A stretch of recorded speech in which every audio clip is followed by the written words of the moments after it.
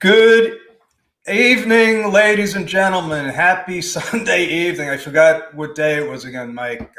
This is Joe DeChara coming to you live from downtown Flushing, New York. And today I get to present you with one of my friends, one of my chief mentors without knowing it. He's on my advisory board and he doesn't know it because I probably have to pay him if he knew that. But I've been watching him. I've been stalking him for like 8 years now. And his name is Mike Wolf, and he has a thing called Mike Wolf Mastery. And he's complaining about the cold weather because he's all the way up in Canada somewhere. So how are you, Mike?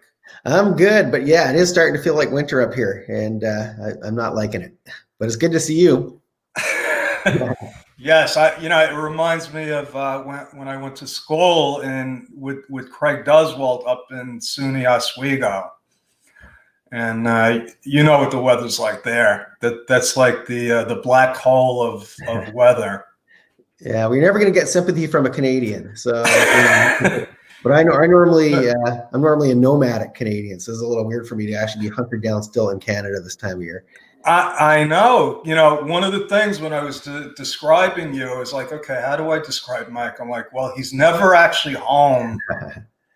Yeah. You travel all over. So this must have been like a real adjustment for you now. It is, but luckily, like I've been here for 7 months, and most of it's been, summer, and so the big adjustment would be coming right now. But I'm actually pivoting, as they like to say these days. That's a popular word, pivoting, and I'm probably going to head to. I think I'm going to hunker down in Mexico for the winter. So I'm keeping my nomadic ways going. I just took a little break.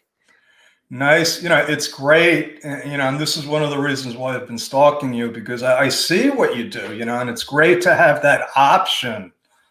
But it doesn't happen overnight, right? You didn't get to where you can live like this, like in a couple of weeks, did you? I wish. Yeah. Like if we had this conversation 15 years ago, I was like a workaholic back then. And so luckily I figured out, like back then, my daughter was young, and, I was working so hard. I remember a lot of days I'd leave home, it would be dark outside. I'd come home, it would be dark outside again, and I'd miss the whole day with my daughter. And so I knew something had to change. And so I figured out how to go from workaholic to playaholic.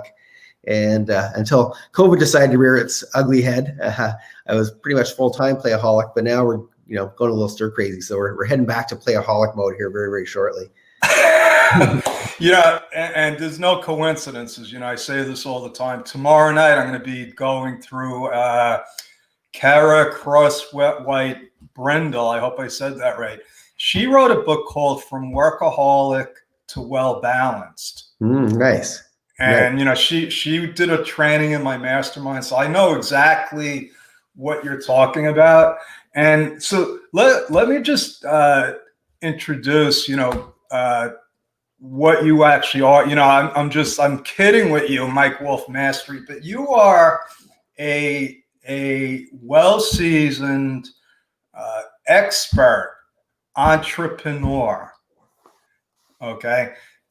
You have business, I guess, all over the world. I mean, and you've reached this level, and I tell people there is no there. We always want to get there, then I'll be successful. Well, I think you are there. Well, for me, it's still a journey, though. I'm definitely in a much better position than I used to be. But I think it's a journey. I still think there's always another level.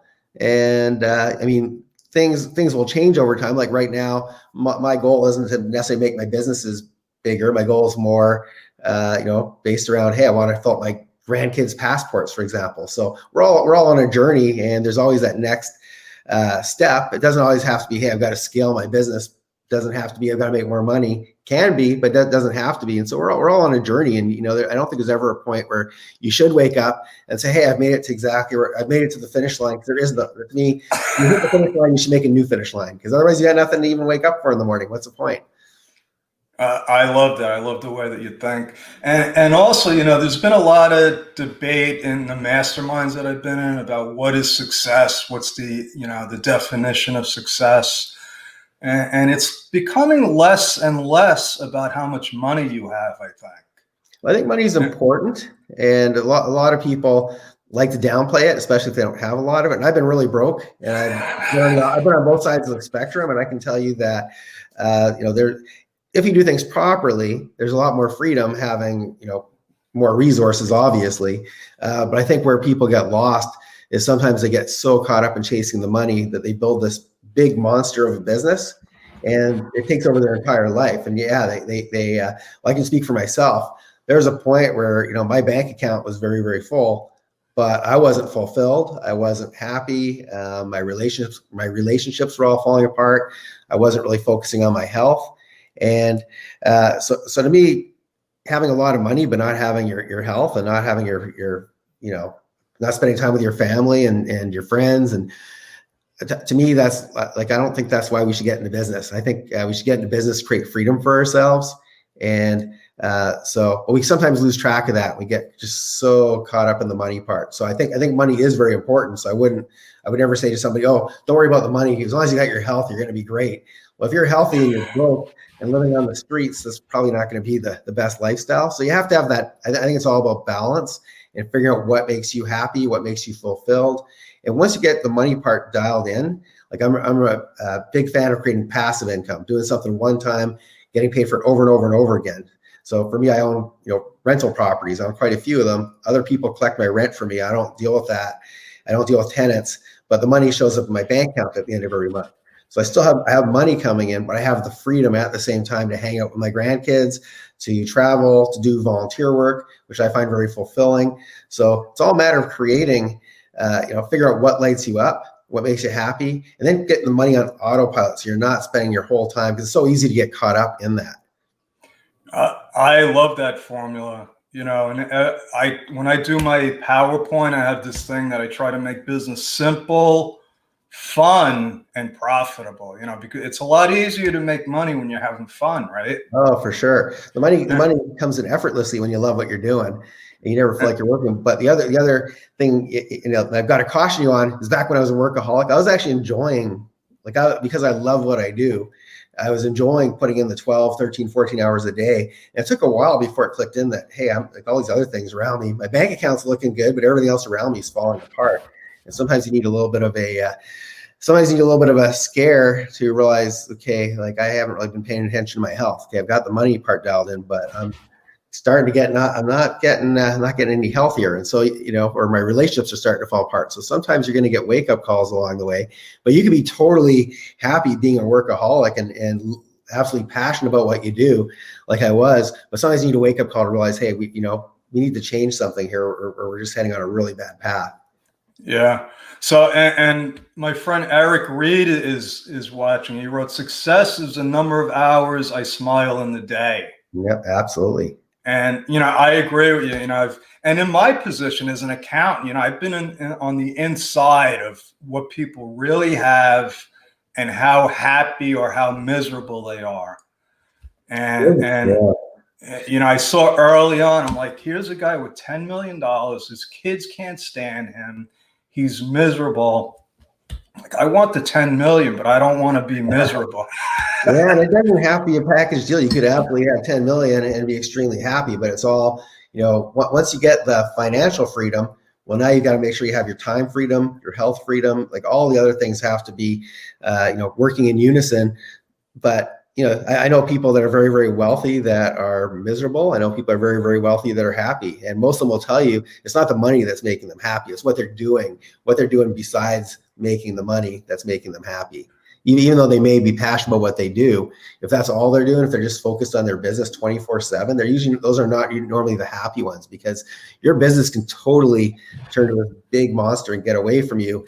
And then you can't escape unless you start to make some changes.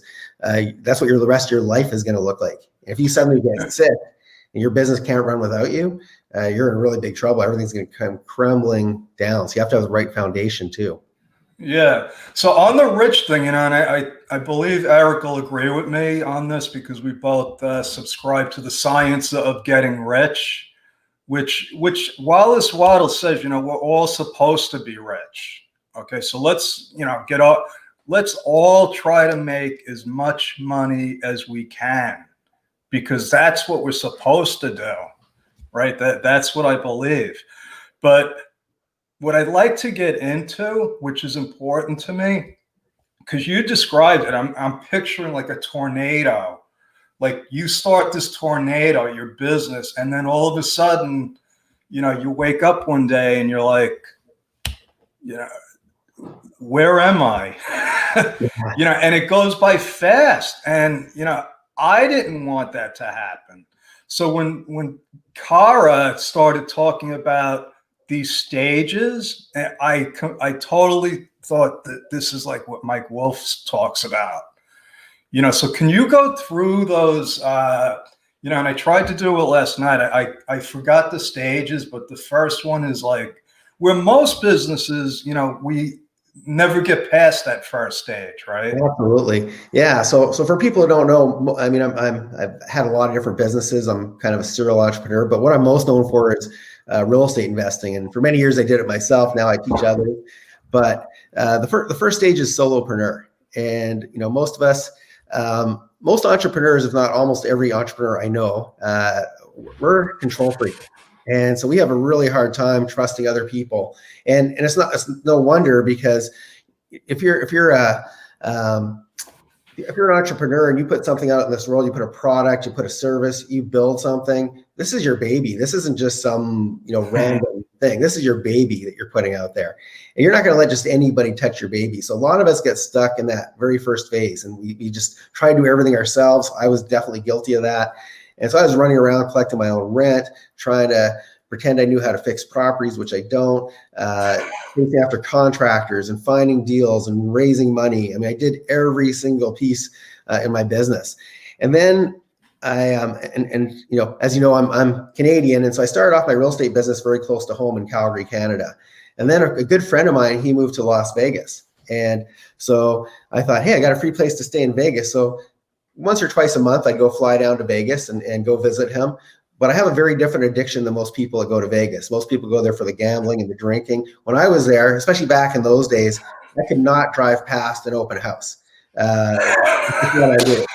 So I would go to these properties, and every time I go to Vegas, the prices kept going up and up and up and up and up. And I go, I've got to get in on this. I didn't have any idea as a Canadian how to invest in the US, like in terms of dealing with the taxes and all the stuff that you're an expert at. I didn't know you back then. I could have definitely used your help. I didn't know how do I move my money back and forth? How do I convert the currency? But anyway, I just saw this amazing opportunity. And so I started buying properties in Las Vegas. Back then, a lot of people from California were moving to Vegas to lower their cost of living. And the market was on fire. And I thought, why am I putting in so much effort trying to find stuff in Calgary when Vegas is like so easy? So to make a long story short, when I started to invest across the border, all of a sudden at the end of the month, back then I was collecting my own rent, as I mentioned, as a solopreneur. And I reluctantly had to hire a property manager to look after my Vegas properties, because I obviously couldn't be two places at the same time to collect rent. So it was very, very tough for me to hire, because I always thought, oh, nobody's going to be able to do it as good as I can. And I know a lot of entrepreneurs think that way. They think there's nobody else on this planet that can do what I do. It turns out that I don't believe that's true anymore. But so I reluctantly hired my first property manager. And then I got into what I call the second phase. And the second phase is what I call the micromanager phase, where, okay, so I had this person on my team now, but I didn't trust him, and I didn't trust he could make the right decisions, even though he'd been doing it for years. And that's what he specialized in. Okay, let me stop you there, because this is the crucial point where I think 99.9% of the business, the ones that have, gone through the gauntlet, Mike, you know what I'm talking about. Oh yeah, absolutely. Like they're doing this 3 years, they got it down, they're making money, they own a really good job. Right. Yeah, that's exactly what they own.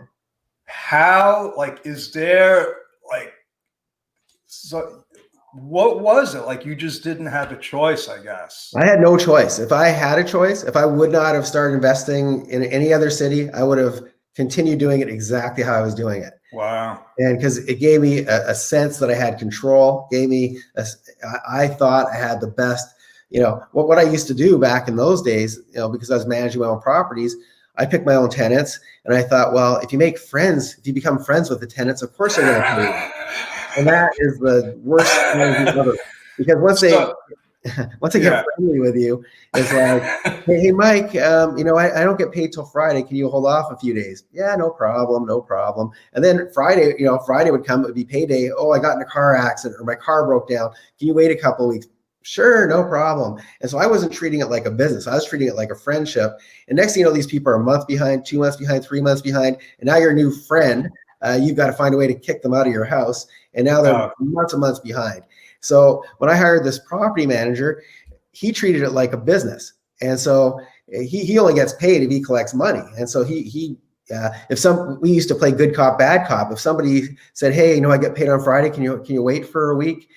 He'd say, well, if it were up to me, of course I'd let you do that. So you got to be the good cop. But the owner, it's this grumpy old man. Of course, they didn't know who I was. It's this grumpy old guy. And if I don't collect rent, he's going to fire me and he's going to kick you out of the house. So tell you what, if you can get it by tomorrow, I won't tell him that you got behind. And so we would do that, and he'd almost always get the rent. I'd almost never get, well, I wouldn't say never, but once you go down that kind of slippery slope of giving them a break, they just keep pushing further and further and further. Right. And so, but anyway, before I got to that, before I could acknowledge that sort of thing, I was a micromanager, and I told the property manager, okay, I want you to call me if somebody's late, if an appliance breaks, anything that happens, I need to know every little detail. And so I remember there was one week where he called me up. It's probably on a Monday, and he goes, hey, you're Mike, you're home at 123 Main Street. The fridge is broken. He says, what should we do? And he knew what to do because he'd been managing for years. But because I made him call me, I said, hey, well, let's see what it costs to fix it. And if it's over a certain amount, let's replace it. And then he called me up on Thursday with a different property with a broken dishwasher or something. He goes, hey, Mike, the dishwasher broke. What should we do? And I gave him the exact same answer I gave him on Monday. I'm thinking, why am I making him call me for every little detail? It's like I'm trying to have this control. It's not making the appliances not break. It's not, so I realized, hey, I'm giving him the same answer every time he asks that question. And it kind of dawned on me, maybe I should put a system in place where every time an appliance breaks, if it's over X amount of dollars, call me. If it's under, or not just appliance, if anything goes wrong in the property, if it's over a certain amount, call me. If the house burns down, call me. If an appliance breaks, call me. Here's what we do. Here's our policy for that. And what ended up happening is not only was he a lot happier working for me, and because people don't like to be micromanaged, especially when they're entrepreneurs themselves. Entrepreneurs do not like to be told what to do. But I realized that took me to the third phase. I got out of the micromanager phase where I needed to hear from him on everything. And I got to what I call the freedom phase, where now it's like, hey, my phone's, because, I used to do it myself. Third phase, I do it myself. Second phase, I got a little bit of time back, but I was spending a lot of time babysitting him. And then the third phase, I got this time back. And once that started to happen, I realized that, hey, my business is running better. I've got more of my time back. I'm making more money than ever. He's happier. And so then I started to think, well, what other positions within my business can I hire other people for, and let them, get the right people, let them run with it. And as I add more and more of these people, ironically, I started to make more and more money, because often we're the biggest hurdle in our business, because there's only one of us and we only have so many hours in a day. So if you want to be a real estate investor and have 100 properties, not possible with one person. You can't do that. Imagine Steve Jobs, if he said, oh, nobody knows about Apple like I do. Nobody else can represent Apple computers. No stores, no employees. I'm just going to do this myself. You might sell 5 computers in a year, but Apple wouldn't be what it is today. So you got to give up the reins. I think Steve tried that in their garage. One of the movies, I remember there was like 5 of them. They just couldn't produce enough boards. Yeah. So they realized it. So let me go back again a second, because there's another teaching opportunity here. You talk about that control. Isn't it like it's an illusion of control? That's exactly it. You only feel like you're not really in control. And you make the point, what you probably did was you belittled your employee, because, you're sort of saying like, I don't trust you with this, little decision. Absolutely. And the funny thing is, people say, well, how do you get good people? Well, a lot of these people have, he was way better at property management the day that I hired him than I was by far. I just had this illusion that I was a better property manager, because I thought, well, if I'm friendly with him, no friend's going to rip you off, right? And that was the stupidest thing ever. So Yeah. you need to treat this stuff like a business, and you need to have people that have the right. I mean, he already had systems in place. I just didn't let him use his systems. And now I know that when I bring the right people, often they've already got awesome systems in place. And I often joke, but it's not really a joke, that the more I work, the less I make. Like people say, well, don't you ever? So as you know, I sell turnkey revenue properties in Atlanta, Georgia. And people say, well, don't you ever go? And they go, well, you're never in Atlanta. How do you do that? I go, because every time I go to Atlanta, I slow down the whole process. These people don't need to hear from me. They're better at what they do than I am. So who am I to go tell them how to? It's like if I came to your office and said, well, I know you're doing my taxes now, but I want you to do it this way. Here's how you should do it. Who am I to tell you how to do taxes? That's your area of expertise, right? Listen, Mike, you'd be surprised how many. I'm not surprised. I know people do that because I used to be like that too. And now it's like I just put the right people on the team, let them do their thing, and the right people on your team will have the right systems. They know what they're doing already. You shouldn't have to even train them. They should be training you. Quite often, it's funny in my business. My marketing people call me up all the time. I don't tell them what to do. They know exactly. They wake up every day. They make their own to-do list. They do what they need to do, and they call me saying, "Hey, Mike, where's that video you're supposed to make for us?" So they boss me around. So that's your team should be telling you what they need from you, not you telling them what you need from them.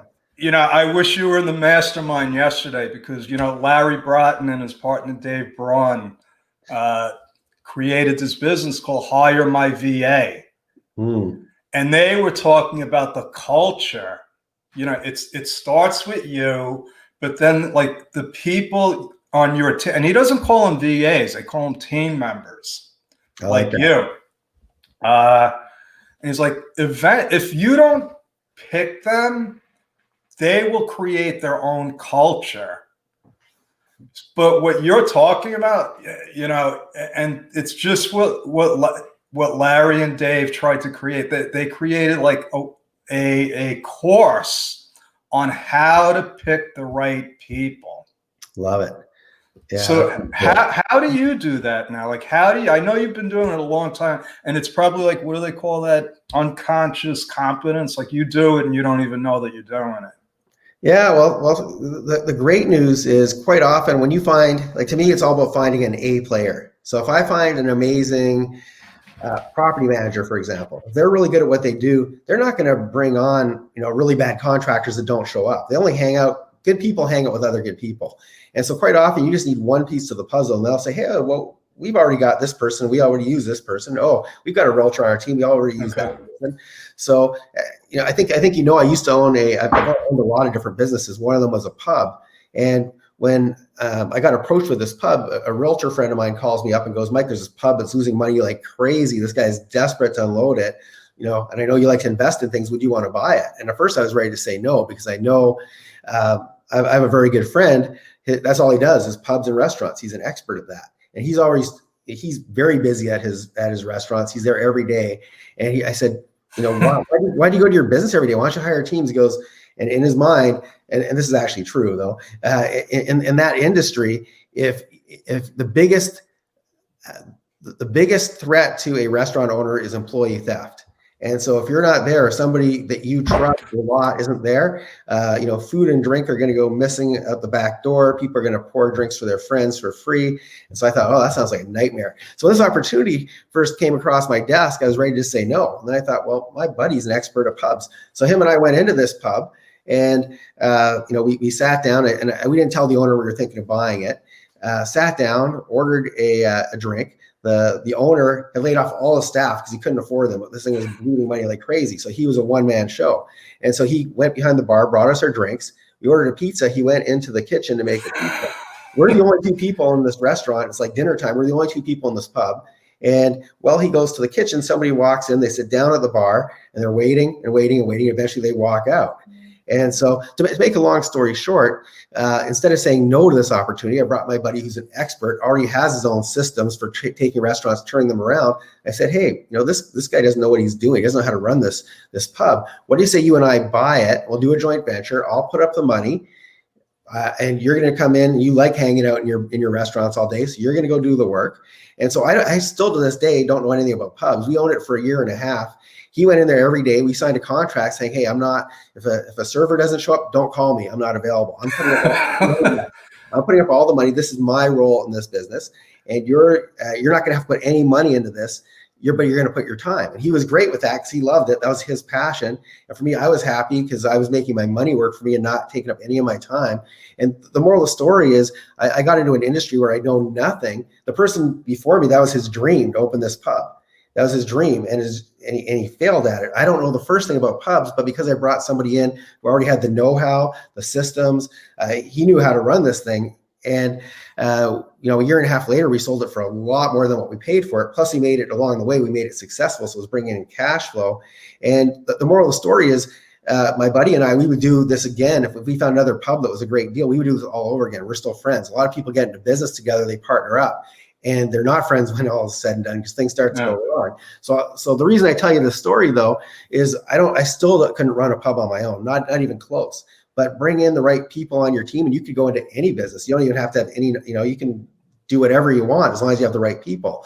And so that's how much I implicitly trust the people that I put in different positions. And quite often they're already experts of what they do, and it's not for me to teach them because I don't even know how to teach them. And so, so a lot of people make it more complicated than it has to be. But there's people already out there that are experts in the things that you need done or that you want to do. Bring them on board, make it worth their while, and the rest of it will hopefully fall into place for you. Yeah, and there's ways, and Larry and Dave put them into the course so that like you could test people, and they had it like with VAs, but you could do it with partners. You just give them this is what I think, and you don't give people a whole project, right? You just give them, and then you try to see if they're a good fit for you, right?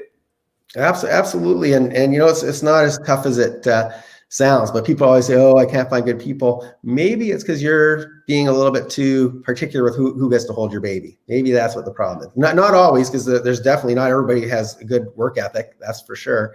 Right. But we live in the best age ever in terms of being able to research things online and get reviews of people. And nowadays I can't even imagine. If I were to buy any business now, if I were to start from scratch, I would never put myself into any. I do exactly what I do with that pub. I'd have my money working for me. I'd have the vision and say, hey, I can see how this might work. And then I bring in an expert, let them do their magic and do the thing that they're passionate about and let them run with it. And so within my different businesses, I have people that they know how to do things I don't have a clue how to do and don't want to know how to do. I don't need to know how. So now it's quite the opposite of being a solopreneur. Now it's where, I'm bringing in, I've been in businesses that I have no knowledge. Like I owned a tomato sauce company. Anybody who knows me knows I don't know. I can only make popcorn if there's a popcorn setting on the microwave. I can't cook.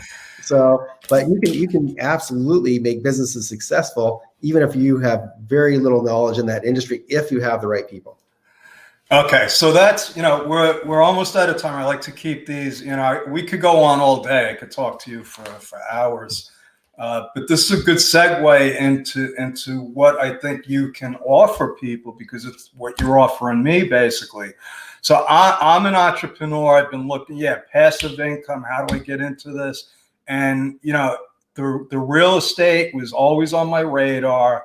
And I said, once I hit 60, I'm in, and I'm 60 now, Mike. June 22nd. Big birthday. I was just like, this is when I made a commitment to start studying, and that's what I'm going to do, Mike. I'm going to study this. I'm going to learn from you the nuts and bolts so that I can be like you. Uh-oh. How does that?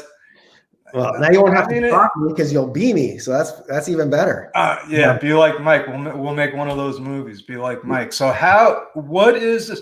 And I'm sorry to interrupt you, but I'm excited about this because I believe you put this together because your team suggested it, right? Absolutely, 100%. When I first got back to Canada, when COVID kind of hit and I hunkered down for the first probably 2 weeks or so, I was like sleeping in every day, taking it easy, relaxing. And then I started to get calls from a lot of people saying, hey, can you be on my podcast? Can you be on my summit? And I love doing it. To me, this is fun. And I love to share what I've learned. But one of my friends, she's always kind of wanted to learn real estate from me. And whenever she called me, I say, well, I do a 3-day event here or 4-day event there. I do 1 or 2 events a year. spend my 4 days teaching, and then I go hop on a flight and I go somewhere hot and lie on a beach because that's the lifestyle that I love. But she teaches a summit on wealth, but not specifically real estate. She doesn't have the real estate piece. And she goes, would you come teach my people? Next thing you know, started off as, can you come speak on my podcast? And it became, hey, can you speak to my people on my summit? And then anyway, to make a long story short, it led to me for the first time ever creating a year-long online coaching program.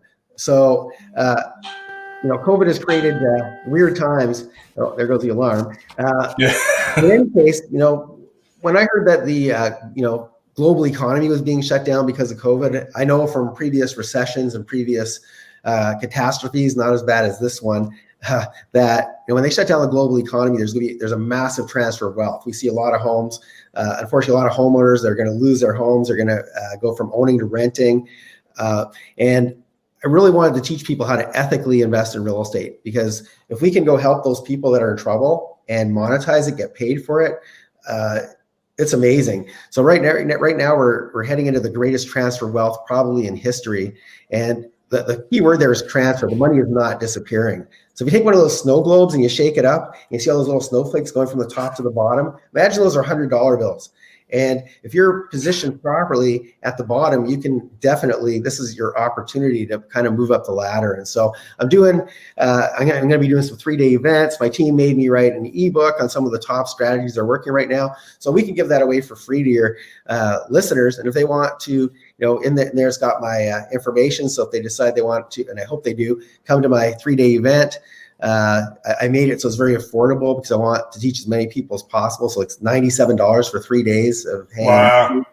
And but anyway, we'll give them the free ebook and talk about some of the top strategies you can do right now to take part in this great transfer of wealth, and eventually, some of the stuff that I teach is, okay, not only how do you do this, but how do you eventually, build your team around it and create passive income so that this money is coming in while you're sleeping, traveling, hanging out with your kids, doing the things that are important, and not just, being out there on the front lines every day working as a solopreneur. So I'd love to share that with your audience. And I'm always happy to help you, of course, and anybody who's in your tribe. Awesome. That's great. I posted the link to the ebook. I read it. I was fascinated with it. I'm like, all these strategies on like buying real estate with no money down. Exactly. That's how I started. When I started, I wish I had no money. Like when I get people come to me and say, hey, Mike, I'd love to get into real estate, but I've got no money.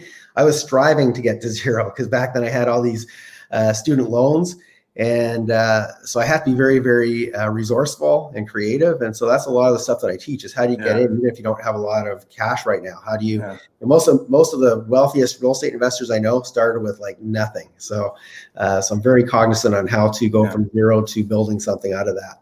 Yeah. And it's not necessarily that that's going to be my strategy, but it's a strategy. Because I know if you do have money, I mean, it's unlimited. But the fact that, and I believe that's what this country was about. I don't want to be corny or anything, but it's like anybody with the knowledge, the persistence, the tenacity, they could start with no money and make money. I've seen it happen. Absolutely. It's huge. And that's why we see so many immigrants come from other countries, and they just come with a different mindset that, like, they're coming with no, basically just the clothes on their back in a lot of cases, and they need to make something work. And here we're kind of a little bit spoiled in that, okay, well, we've got time because we're comfortable. But I think if you take the time, especially right now, during COVID has given a lot of us extra time and extra bandwidth that we normally don't have, which is why I created programs this year that I never would have done if it weren't for COVID.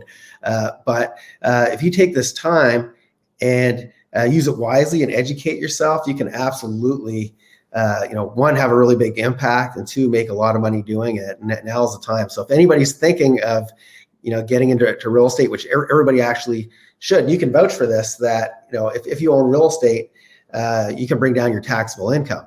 And that's what, a lot of the richest people on the planet, you look at Warren Buffett, he didn't initially make his money in real estate. His accountants told him, hey, you're making a lot of money. If you want to pay less tax, start buying some real estate because you can depreciate it. So I know that you get that.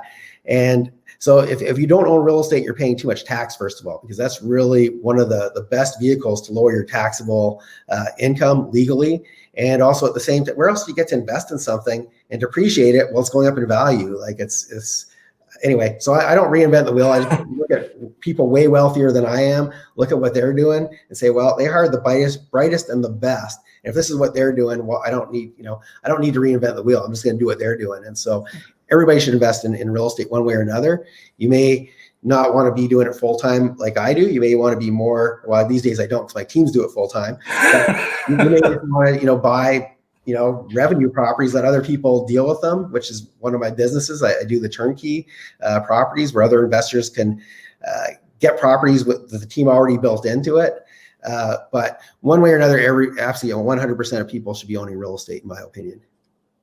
Awesome. Okay, so that's your story. You're going to stick with that, right? Absolutely. I say, all sole proprietors should be s-corps. That's my story. Yeah, well, but, any parting words of wisdom, Mike, or is that it? S-corp. Sorry, go ahead. Words of wisdom. What would you like to tell people to encourage them?